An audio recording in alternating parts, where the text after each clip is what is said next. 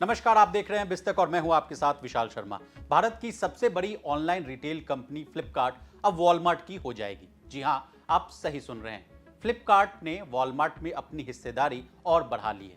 अब आपको तो पता ही होगा कि कुछ साल पहले ही वॉलमार्ट ने 77% हिस्सेदारी 16 अरब डॉलर यानी 1,05,360 करोड़ रुपए में खरीद लिया था।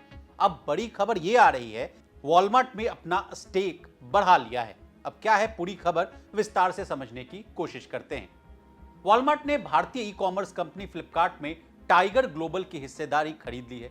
अब आपके मन में यह सवाल आ रहा होगा कि टाइगर ग्लोबल क्या है, तो आपको बता दें, टाइगर ग्लोबल एक बड़ी हेज फंड कंपनी है। इसके पास फ्लिपकार्ट कंपनी की हिस्सेदारी थी। इसी स्टेक को वॉलमार्ट ने खरीद लिया है।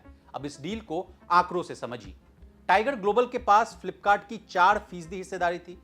यह हिस्सेदारी 140 करोड़ डॉलर यानी 11,511 करोड़ रुपए के आसपास थी।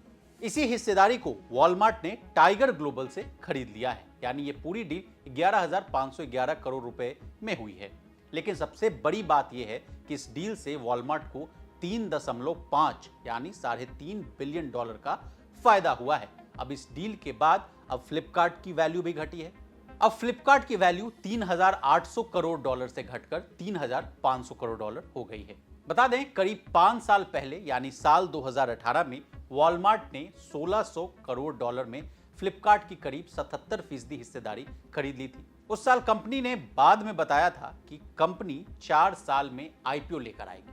इस साल की शुरुआत में भी एक मीडिया रिपोर्ट में यह खुलासा किया गया था कि प्राइवेट इक्विटी फर्म एसएल और टाइगर ग्लोबल फ्लिपकार्ट को अपनी बाकी बची हुई हिस्सेदारी बेचने के लिए भी बातचीत कर रहे हैं। लेकिन आज जाकर पूरी तस्वीर साफ हुई है।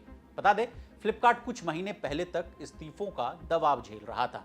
फ्लिपकार्ट को टॉप लेवल का झटका लग रहा था। मई महीने में यह जानकारी सामने आई थी कि इसके टॉप लेवल के 3 एम्प्लॉयज कंपनी छोड़ने वाले हैं। दिलचस्प बात यह थी कि तीनों एम्प्लॉयज फ्लिपकार्ट से करीब 8 से 9 साल से जुड़े हुए थे और फ्लिपकार्ट में आने से पहले 2 तो हिंदुस्तान यूनिलीवर में थे और एक याहू कंपनी में थे।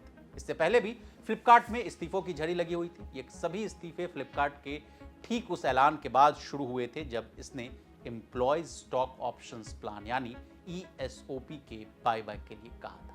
तो इसी तरह बिजनेस जगत से जुड़ी तमाम ताजा तरीन खबरों के लिए बने रहिए हमारे साथ और देखते रहिए बिस्तक।